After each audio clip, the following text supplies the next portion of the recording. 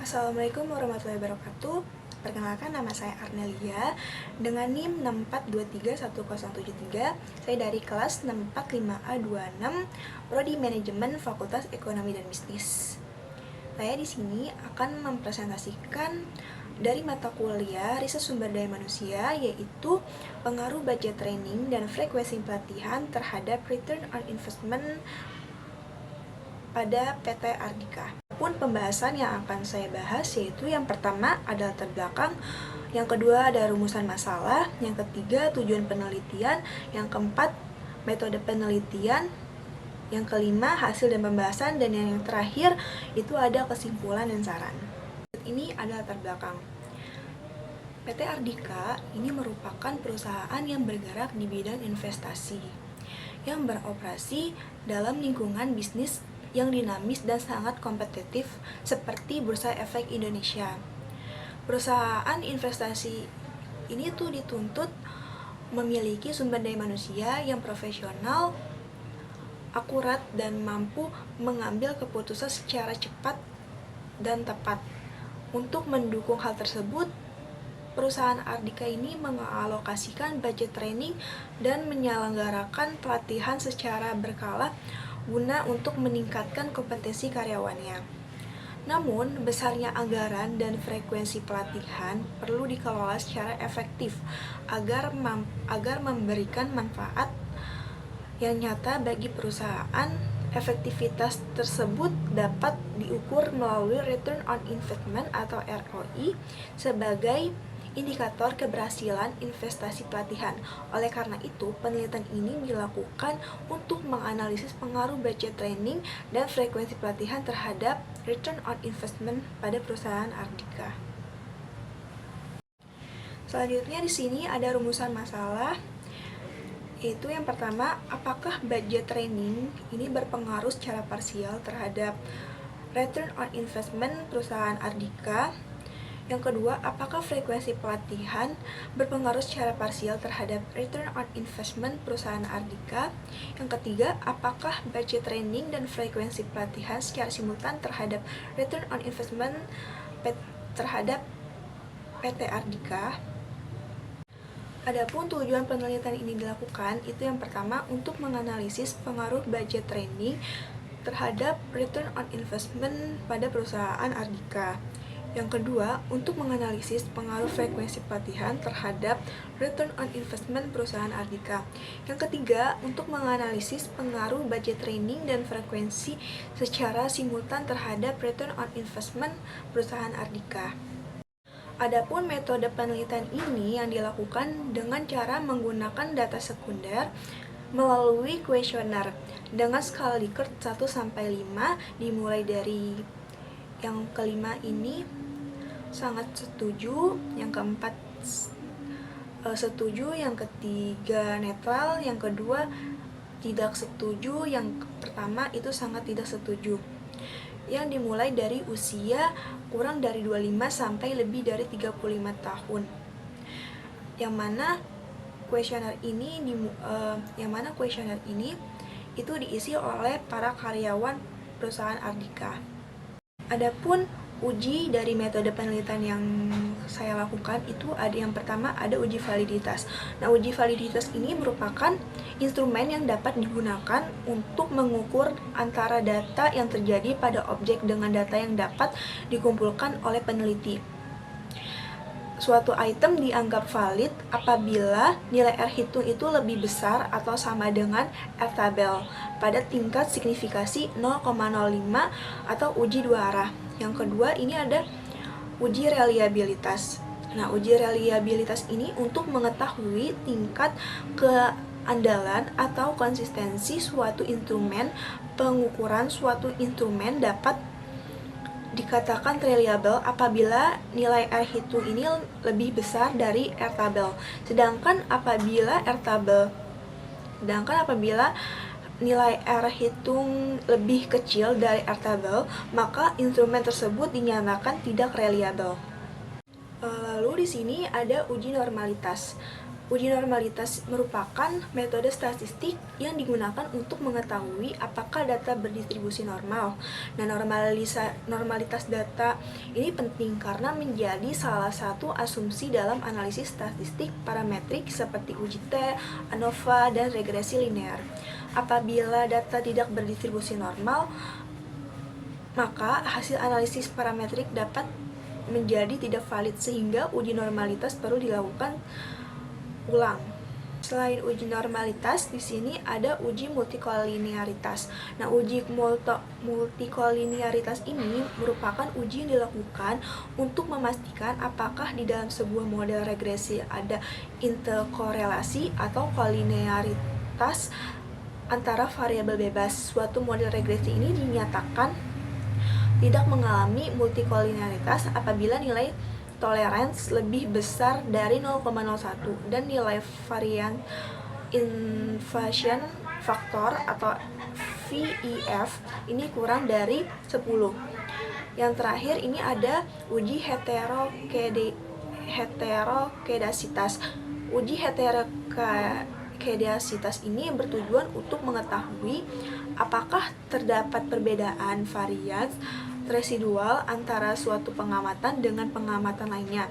Adapun kriteria pengambilan keputusan dalam uji ini adalah sebagai yang pertama, nilai signifikasinya itu kurang dari 0,05 yang menunjukkan adanya heterokedasitas dan nilai signifikasinya itu lebih besar dari 0,05 yang menunjukkan tidak adanya heterokedasitas.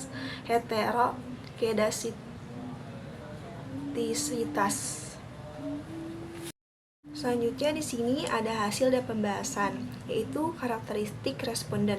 Nah, di sini dapat kita simpulkan distribusi responden berdasarkan jenis kelamin pada tabel 4.1. Berdasarkan data pada tabel 4.1, jumlah responden laki-laki ini dengan total 6 orang atau 18,2% dari total partisipan. Sedangkan responden perempuan berjumlah 26 orang yang setara dengan 81,8%. Selanjutnya di sini ada tabel 4.2, yaitu karakteristik responden berdasarkan usia. Berdasarkan informasi dalam tabel, sebagian besar responden berada pada kelompok usia kurang dari 25 tahun, yakni sebanyak 29 orang atau 12,1% dari total responden. Adapun responden yang berusia antara 25 hingga 35 tahun hanya berjumlah 4 orang atau sekitar 87,9%.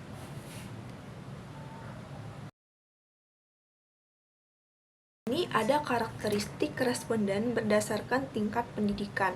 Berdasarkan tabel 4.3, berdasarkan tingkat pendidikan terakhir responden yaitu SMA atau SMK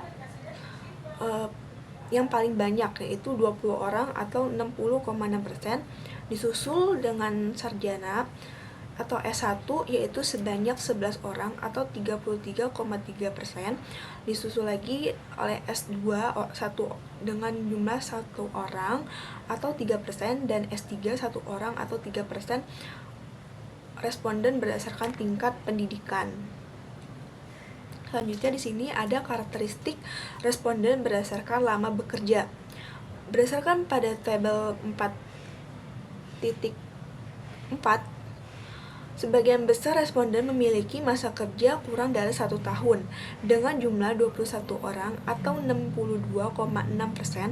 Sementara itu responden dengan masa kerja 1 hingga 3 tahun tercatat sebanyak 9 orang atau setara dengan 27,3%. Masa kerja 7 sampai 10 tahun 1 orang atau 3% dari masa kerja lebih dari 10 tahun.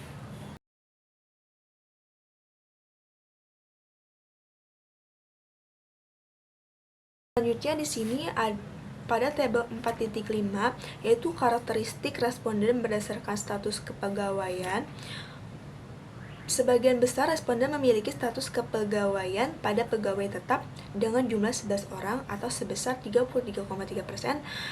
disusul pegawai kontrak dengan jumlah 10 orang atau setara dengan 30,3%, sementara pada pegawai tidak tetap tercatat sebanyak 12 orang atau sebesar 36,4% dari total keseluruhan. Selanjutnya ada yang terakhir, ada karakteristik responden berdasarkan jabatan.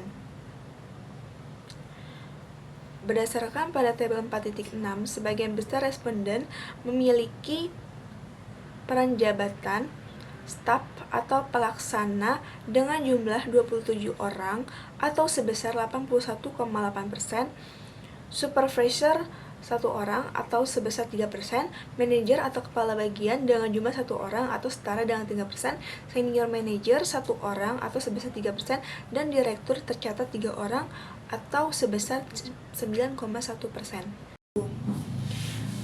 Untuk membuktikan valid atau tidak validnya, kita memakai Excel sama dengan if R hitung kurang dari R table valid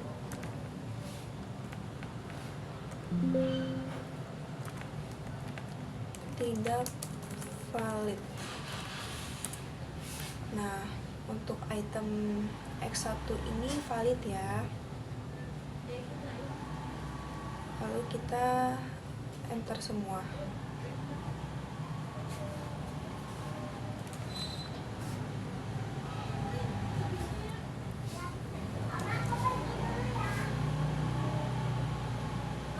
Sorry.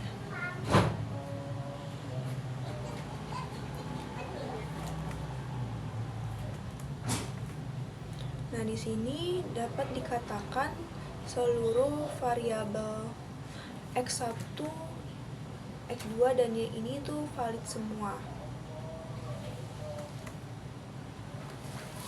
Selanjutnya kita cari reliabilitas.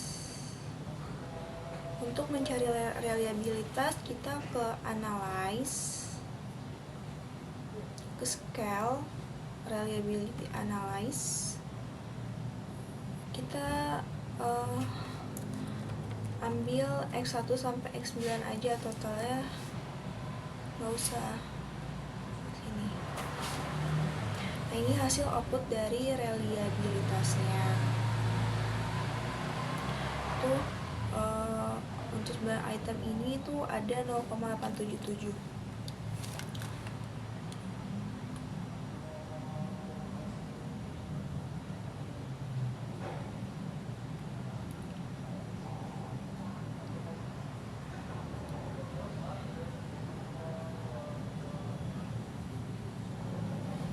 Ada 0,487.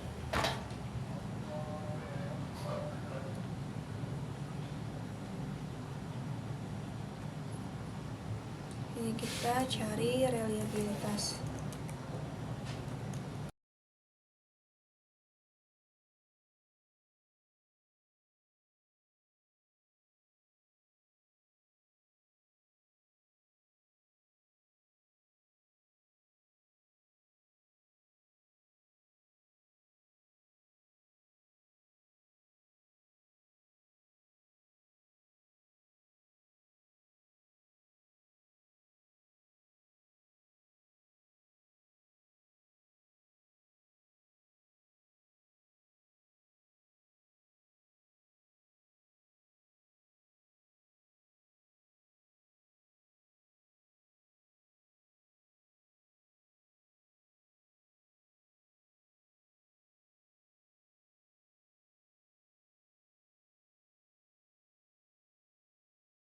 Dan if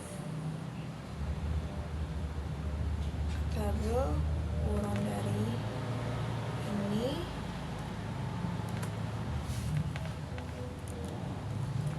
reliable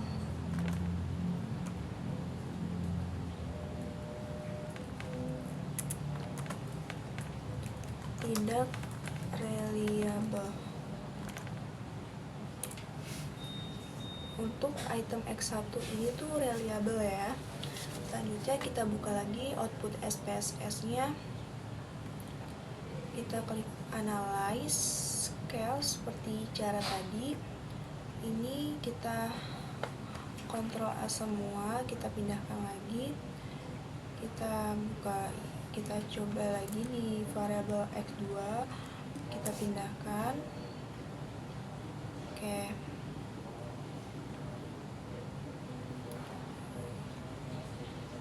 Diketahui ini tuh 0,826.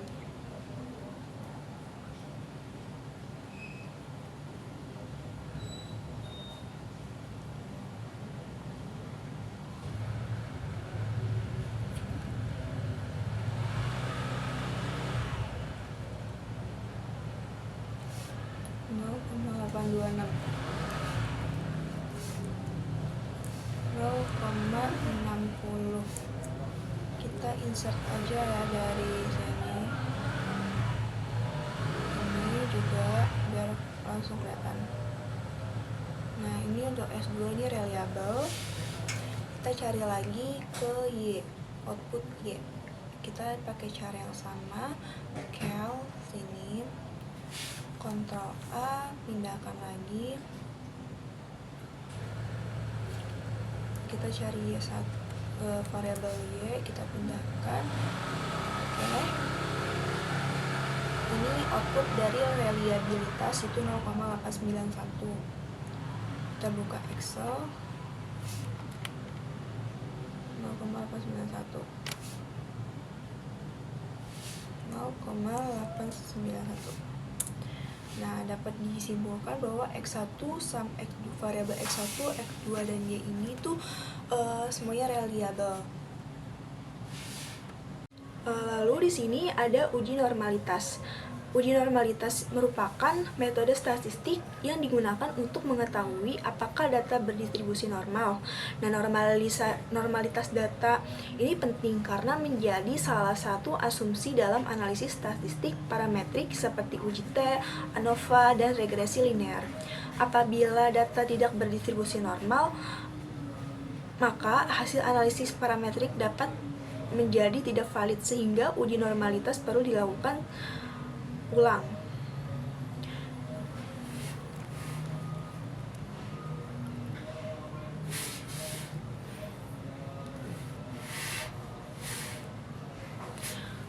Selain uji normalitas, di sini ada uji multikolinearitas.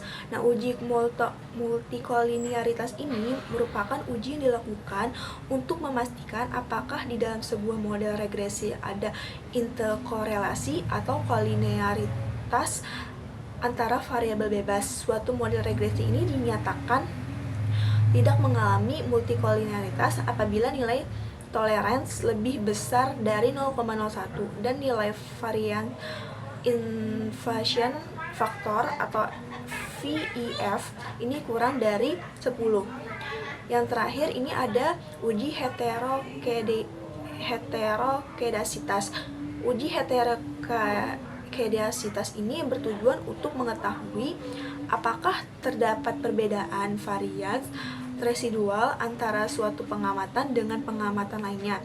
Adapun kriteria pengambilan keputusan dalam uji ini adalah sebagai yang pertama, nilai signifikasinya itu kurang dari 0,05 yang menunjukkan adanya heterokedasitas dan nilai signifikasinya itu lebih besar dari 0,05 yang menunjukkan tidak adanya heterokedasitas.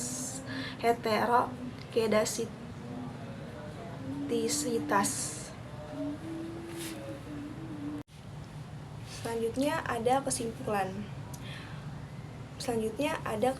dan saran.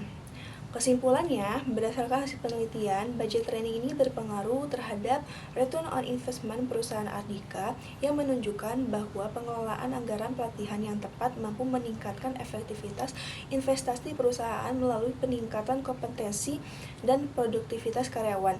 Selain itu, frekuensi pelatihan juga berpengaruh terhadap return on investment, di mana pelatihan yang dilakukan secara terencana dan berkelanjutan dapat meningkatkan kinerja operasional, serta laba perusahaan. Secara simultan, budget training dan frekuensi pelatihan berpengaruh terhadap return on investment perusahaan Ardika, sehingga kombinasi alokasi anggaran yang memadai dan pelaksanaan pelatihan yang konsisten menjadi faktor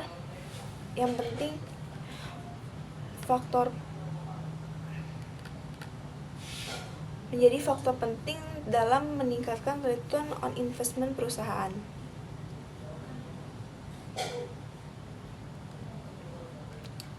Selanjutnya di sini ada saran. Bagi manajemen PT Ardika, manajemen disarankan mengelola budget training secara efektif sesuai kebutuhan pelatihan yang mendukung tujuan perusahaan serta menjaga konsistensi frekuensi pelatihan untuk meningkatkan kompetensi karyawan dan return on investment perusahaan. Bagi karyawan diharapkan memanfaatkan program pelatihan secara optimal untuk meningkatkan kompetensi dan kinerja, sehingga mampu memberikan nilai tambah bagi perusahaan. Yang ketiga itu bagi peneliti selanjutnya. Saran bagi peneliti selanjutnya, penelitian selanjutnya disarankan menambahkan variabel lain yang mempengaruhi return on investment seperti kualitas dan metode pelatihan atau kinerja karyawan, serta memperluas objek penelitian agar lebih komprehensif. Sekian dari saya. Terima kasih. Wassalamualaikum warahmatullahi wabarakatuh.